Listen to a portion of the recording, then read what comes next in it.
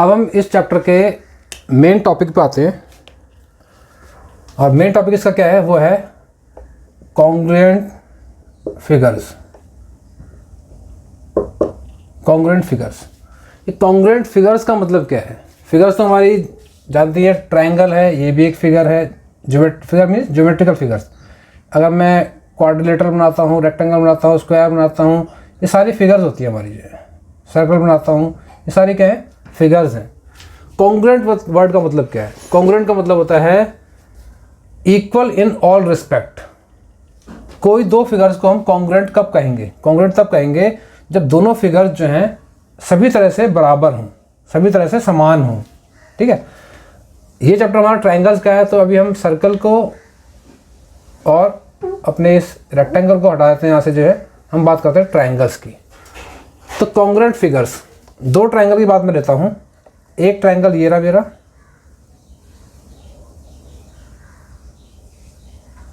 और एक ट्रायंगल में जो है इसको ले लेता हूँ, ये जो दूसरा ट्रायंगल है, ट्रायंगल ए और ट्रायंगल बी। इस ट्रायंगल को मैं इसके ऊपर रखता हूँ।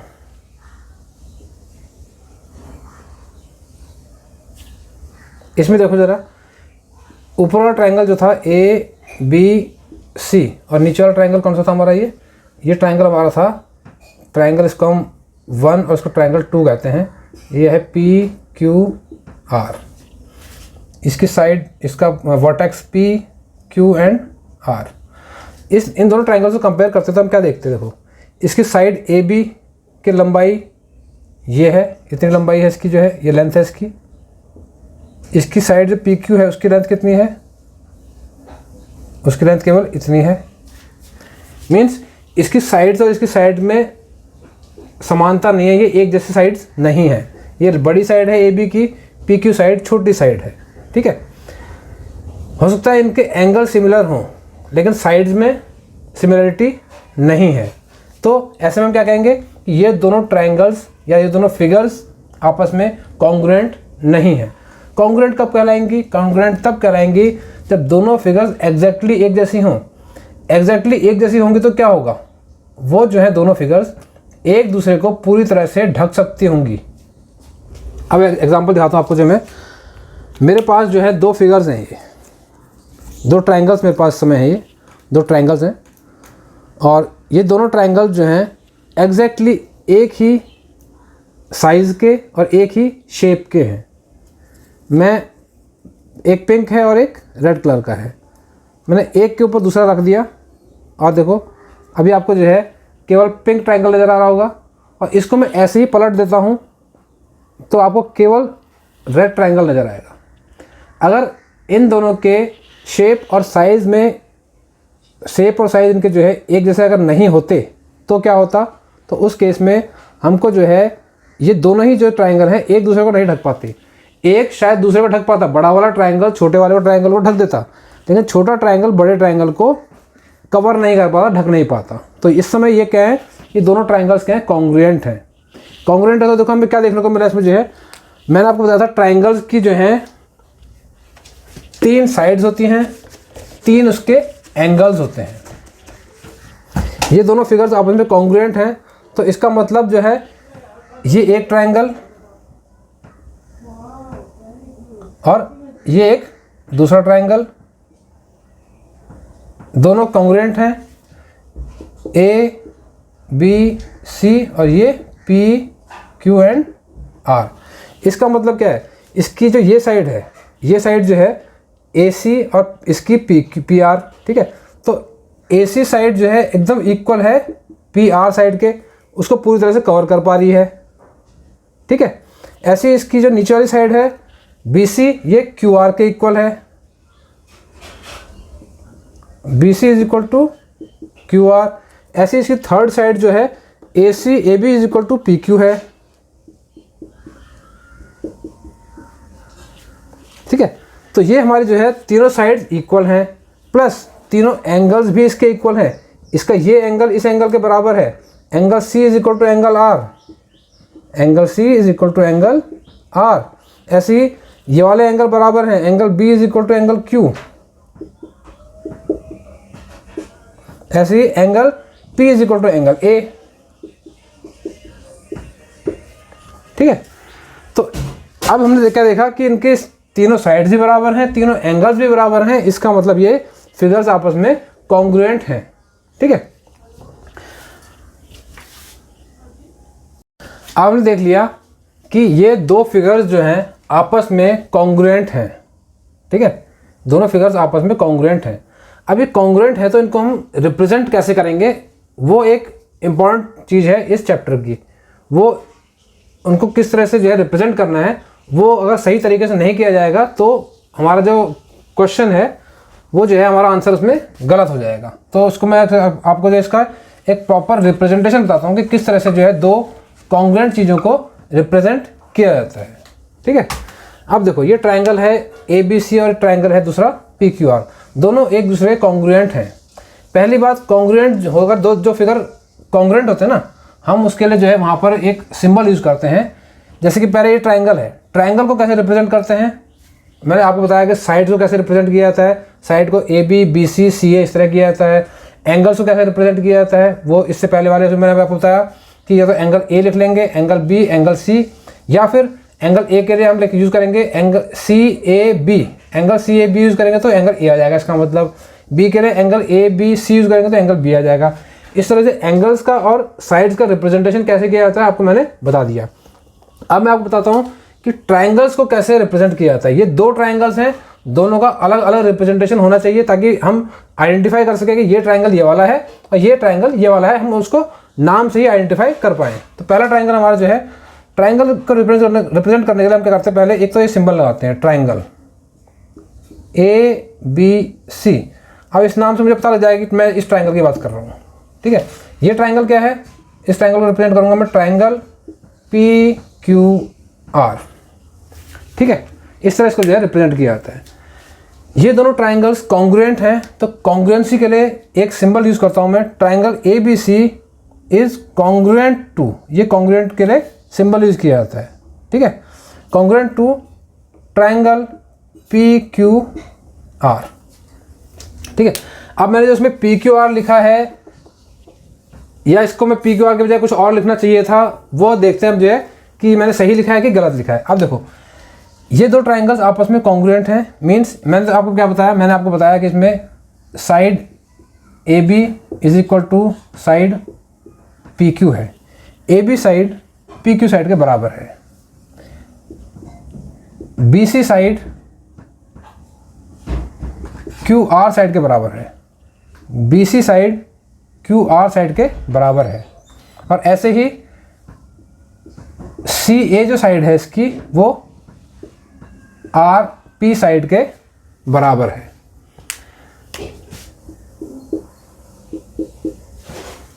ठीक है, तो हम क्या कर सकते हैं, इसमें हम एक वर्ड यूज करते हैं कॉरस्पॉन्डिंग साइड्स। ठीक है, AB और PQ ये क्या है, आपस में कॉरस्पॉन्डिंग साइड्स हैं। कॉरस्पॉन्डिंग से मतलब क्या हुआ कि एक ट्राइंगल की एक साइड जो दूसरे ट्राइंगल की जिस साइड के इक्वल होती है, उन दोनों साइड्स को हम कहते हैं कॉरस्पॉन्डिंग साइड्स। यहाँ AB PQ के इक्वल है, इसलिए AB और PQ दोनों जो है कॉरस्पॉन्डिंग साइड्स हैं। BC QR के इक्वल है, इसलिए BC और QR कॉरस्पॉन्डिंग साइड्स हैं। ठीक है,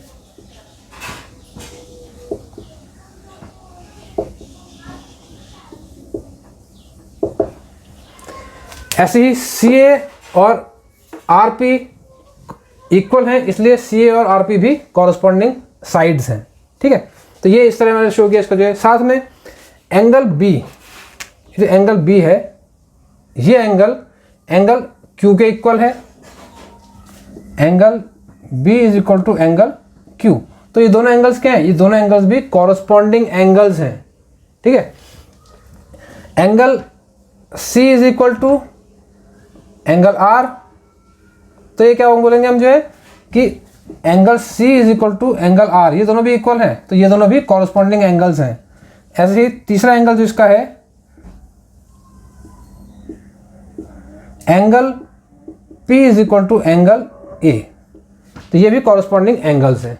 ठीक है, तो ये तीनों साइड्स बराबर हैं, दोनों ट्राइंगल्स की, और तीनों ट्राइंगल्स के ये तीनों एंगल्स आपस में बराबर हैं। तो मैं बोलूँगा ये इनकी कॉरस्पॉन्डिंग साइड्स हैं और ये कॉरस्पॉन्डिंग एंगल्स हैं। ठीक है। तो दोनों जो है पेयर्स में होते हैं, कॉरस्पॉन्डिंग साइड का एक पेयर होगा, मीन्स टोटल देखेंगे तो 3 पेयर होंगे कॉरस्पॉन्डिंग साइड्स के और 3 पेयर होंगे कॉरस्पॉन्डिंग एंगल्स के। अब है ट्राइंगल को रिप्रेजेंट करना। ट्राइंगल को सिंपल रिप्रेजेंट जो है सिंगल अगर करना है तो मैं ट्राइंगल ABC या ट्राइंगल PQR लिख दूंगा, ठीक है, कोई दिक्कत वाली बात नहीं है। और PQR की बजाय मैं इसको जो है, अगर जैसे अब मैंने इसमें लिखा PQR लिखा है, मैं इसको ट्राइंगल QRP लिख देता हूँ तो भी सही है। अगर मैं इसको सिंगल इसी ट्राइंगल को रिप्रेजेंटेशन कर रहा हूँ इसका मैं, और इसके साथ में मेरे को इसके साथ इसका कोई साथ कोई रिलेशन इसका नहीं दिखाना, तो इस केस में मैं इसको QRP भी लिख दूंगा तो भी कोई दिक्कत नहीं है। मैं इस ट्राइंगल को यहाँ पे जो है PQR तो लिखाई है मैंने, RPQ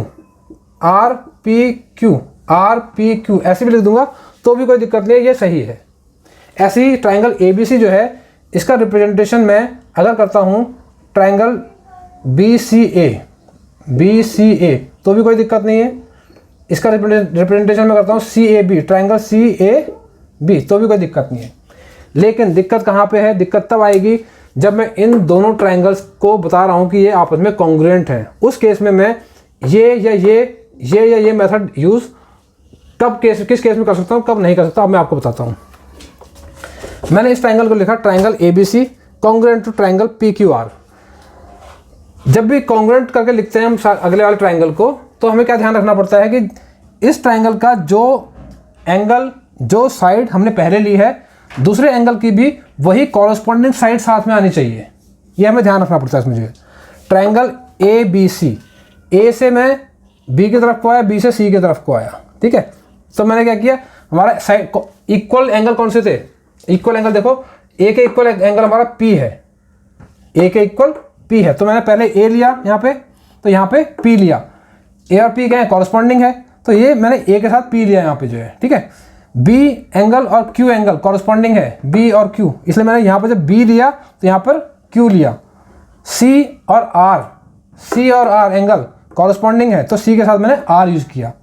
तो इस समय मेरा ये रिप्रेजेंटेशन एकदम सही है। इस समय देखो, इसमें साइड AB, साइड PQ दोनों कॉरस्पॉन्डिंग है, AB और PQ कॉरस्पॉन्डिंग है, दोनों पहले आ रही हैं। फिर साइड BC और साइड QR, BC और QR कॉरस्पॉन्डिंग साइड्स हैं, उसके बाद आई हैं। फिर साइड CA और साइड RP, साइड CA और RP फिर साथ में आई हैं। तो इसका सीक्वेंस जो है एग्जैक्टली मुझे जो है, इसका सीक्वेंस एग्जैक्टली जो है कैसा रखना पड़ा, इस ट्राइंगल के जैसा रखना पड़ा कि इस ट्राइंगल के जो कॉरस्पॉन्डिंग पार्ट्स यहाँ पर अवेलेबल हैं, जहाँ पर हैं, उन्हीं को सीक्वेंस में साथ में मुझे रखना पड़ा। ये था इसका सही रिप्रेजेंटेशन।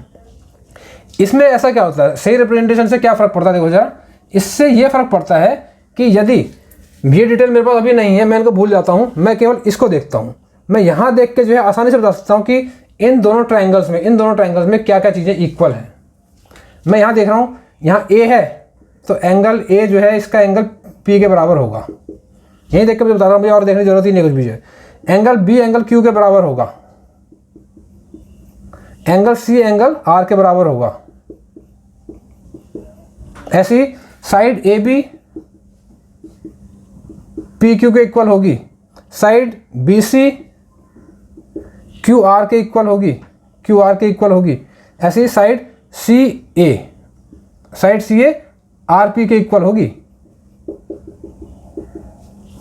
ठीक है। तो ये इसका जो है प्रॉपर रिप्रेजेंटेशन है, जिससे कि आसानी से हम के बिना किसी चीज़ को देखे, सिर्फ ये जो रिटर्न इन्फॉर्मेशन है, इससे हम केवल जान सकते हैं कि इन दोनों ट्राइंगल्स में कौन से साइड्स कॉरस्पॉन्डिंग है और कौन से एंगल्स जो हैं कॉरस्पॉन्डिंग है। कॉरस्पॉन्डिंग मीन्स कौन से साइड्स इक्वल हैं और कौन से एंगल्स आपस में इक्वल हैं। अब देखो, इस ट्राइंगल को अगर मैं लिख देता ट्राइंगल QRP, नॉर्मल वे में मैं इसको लिख सकता था, लेकिन अब अगर मैंने ऐसे लिख दिया, साथ में कॉन्ग्रुएंसी शो करके मैंने ऐसे लिख दिया, अगर ऐसे लिख दिया, तो इस केस में मैंने ये रिप्रेजेंटेशन इसका गलत कर दिया है। क्योंकि देखो, एंगल कोई देखने वाला बंदा जो देखेगा इसको जो है, angle A is equal to angle Q मानेगा, जबकि ऐसा है क्या? Angle A is equal to angle Q तो नहीं है, एंगल A तो एंगल P के बराबर है, ठीक है। साइड AB क्या साइड QR के बराबर है? साइड AB क्या QR के बराबर है? नहीं, QR के बराबर तो साइड BC है, तो इस केस में ये रिप्रेजेंटेशन मेरा जो था क्या था, ये रिप्रेजेंटेशन मेरा पूरी तरह से गलत है। तो प्रॉपर रिप्रेजेंटेशन कैसा होता है इसका कि कॉरस्पॉन्डिंग साइड्स को और कॉरस्पॉन्डिंग एंगल्स को उसी सीक्वेंस में लिखा जाए जिस सीक्वेंस में वो हैं उस समय जो है, ठीक है, जो जिसके इक्वल है उसी के साथ उसको जो है लिखा जाना चाहिए। ये है प्रॉपर रिप्रेजेंटेशन दो ट्राइंगल्स को की कॉन्ग्रुएंसी शो करने का। नेक्स्ट हमारा टॉपिक इसमें अब है criteria for congruency of triangles. Criteria for congruency of triangles, ठीक है। ट्राइंगल में आपने देखा कि दो ट्राइंगल्स अगर आपस में कॉन्ग्रुएंट हैं तो क्या होगा, उनकी तीन साइड्स वो दूसरे ट्राइंगल की रिस्पेक्टिव साइड्स के इक्वल होंगी। मीन्स तीनों साइड किसी न किसी साइड के इक्वल होगी। एक साइड सपोज करो ए बी पी क्यू के इक्वल है, बी सी क्यू आर के इक्वल है, इस तरह सी ए जो है किसी तीसरे के इक्वल होगी। तीनों साइड्स के कॉरस्पॉन्डिंग साइड्स दूसरे ट्राइंगल में भी होंगी। तीन साइड्स उसकी जो है इक्वल होंगी और उनके तीनों एंगल जो हैं वो भी आपस में एक दूसरे में कोई ना कोई एंगल के इक्वल होंगे। एक एंगल 50 का है, दूसरे में भी एक एंगल 50 का होगा। एक में एक एंगल 60 का है, दूसरे में भी वो एंगल 60 का होगा। एक में एंगल 70 का है तो तीसरे में भी दूसरे में भी एंगल जो है 70 का होगा। तो तीन साइड और तीन एंगल्स उनके जो हैं इक्वल होंगे तो हम उनको कहेंगे कि वो जो है कॉन्ग्रुएंट है। तो क्या किन्हीं दो ट्राइंगल्स को कॉन्ग्रुएंट शो करने के लिए क्या हमें ये पूरा दिखाना पड़ता है कि तीनों साइड भी शो करो कि हाँ ये इक्वल है और तीनों एंगल्स भी शो करो ये इक्वल है, तभी वो कॉन्ग्रुएंट प्रूव हो पाते हैं? नहीं, हमारे पास जो है कुछ क्राइटेरिया हैं दो ट्राइंगल्स को कॉन्ग्रुएंट शो करने के। उसमें हमें जो है सभी साइड्स को नहीं चेक करना पड़ता और सभी एंगल्स को चेक नहीं करना पड़ता। हम केवल जो है कुछ चीज़ों को चेक करते हैं, कुछ पॉइंट्स को चेक करते हैं और उन पॉइंट से ही हमें ये पता लग जाता है कि ये ट्राइंगल्स आपस में कॉन्ग्रुएंट हैं कि नहीं है।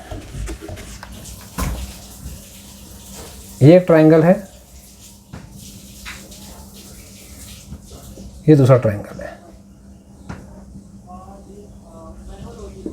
A B C P Q R, दोनों ट्राइंगल्स कॉन्ग्रुएंट होंगे तो तीनों एंगल्स किसी न किसी एंगल के बराबर होंगे। ये एंगल किसी न किसी एंगल के बराबर होगा यहाँ पे, इसका ये एंगल यहाँ पे किसी न किसी एंगल में बराबर होगा, ये एंगल किसी न किसी एंगल के बराबर होगा।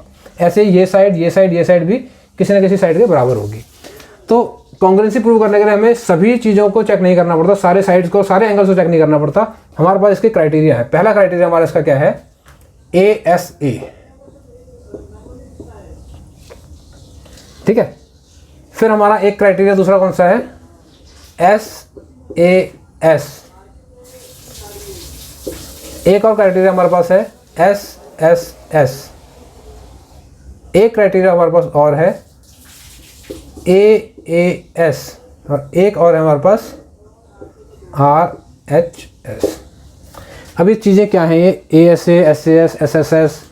ये देखो ASA, अगर किसी ट्राइंगल में, इसका मतलब क्या है, एंगल साइड एंगल। अगर किन्हीं दो ट्राइंगल्स में दो एंगल इक्वल हैं और उन एंगल से जुड़ी हुई साइड, मीन्स एंगल के बीच में जो साइड आ रही है, जैसे सपोज करो इन दोनों ट्राइंगल्स में ये एंगल और ये एंगल इक्वल है, ठीक है। ये एंगल इस एंगल के इक्वल है और ये एंगल इस एंगल के इक्वल है, ये एंगल इस एंगल के इक्वल है। मीन्स मैं लिख देता हूँ यहाँ पे जो है, angle A is equal to angle P, angle B is equal to angle Q। Angle A P के बराबर है, B Q के बराबर है और साइड में एक साइड भी बराबर है एक साथ में जो है, AB PQ के बीच में साइड लिखी है। इसका मतलब इसको बोलते हैं इंक्लूडेड साइड। मीन्स दोनों एंगल्स के बीच में आने वाली साइड। एंगल इस साइड है, इस साइड है, इसके बीच में साइड कौन सी आ रही है, AB। तो साइड AB और इसकी साइड जो है, दोनों एंगल्स के बीच की साइड ये है एंगल, इसकी साइड जो है, तो इसको जो है इस तरह रिप्रेजेंट करते हैं हम जो है, साइड पी क्यू, ठीक है। तो देखो इसमें क्या है, दो एंगल्स और उनके बीच में आने वाली साइड, दो एंगल्स और उनके बीच में आने वाली साइड। मैं इसको बीच में लिख देता हूँ, थोड़ा आपको कन्फ्यूजन कम रहेगा इसमें जो है। साइड को पहले लिख देता हूँ बीच में जो है, A B is equal to P Q, फिर angle B is equal to angle Q.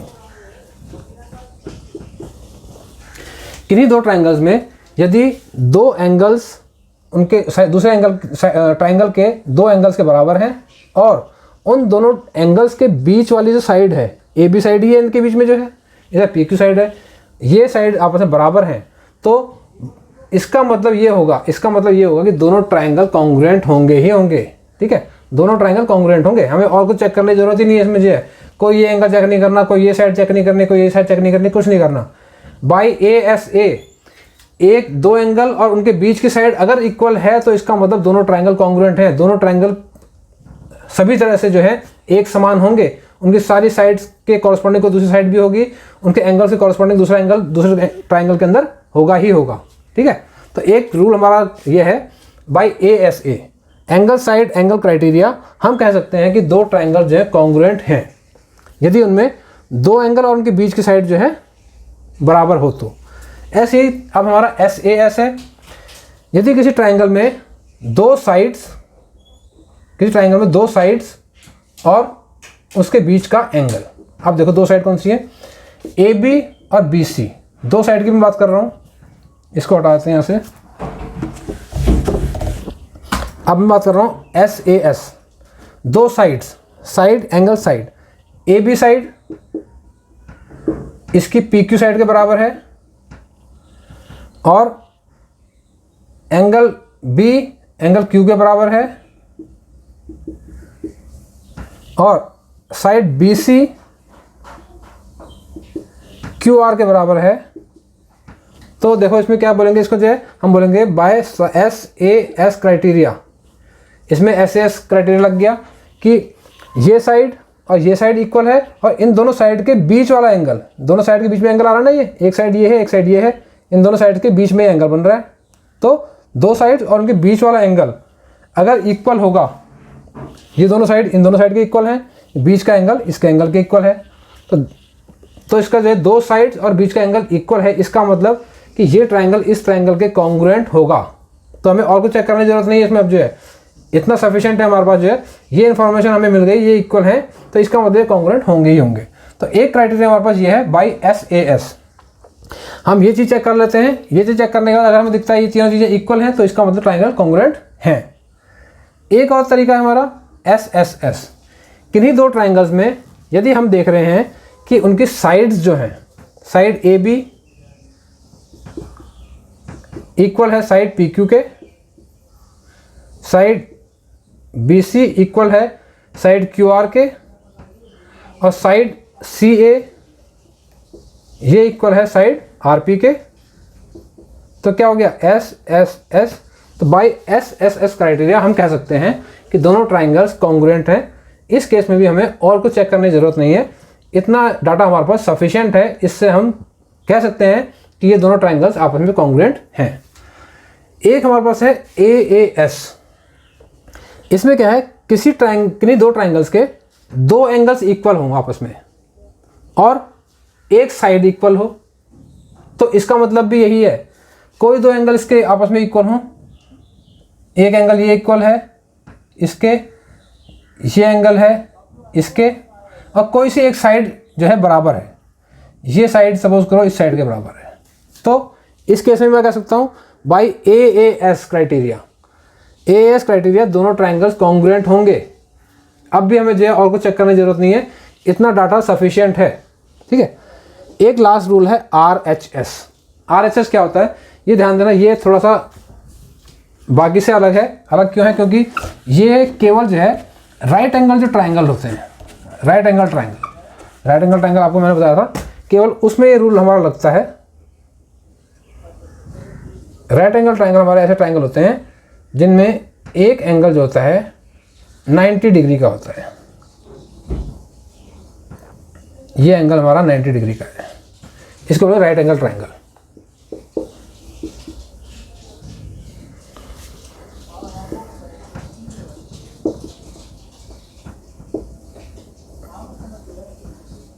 Right angle triangle. RHS, R means right angle, H means hypotenuse. अगर किन्हीं दो ट्राइंगल्स में, ट्राइंगल्स कैसे होने चाहिए, राइट एंगल ट्राइंगल होने चाहिए।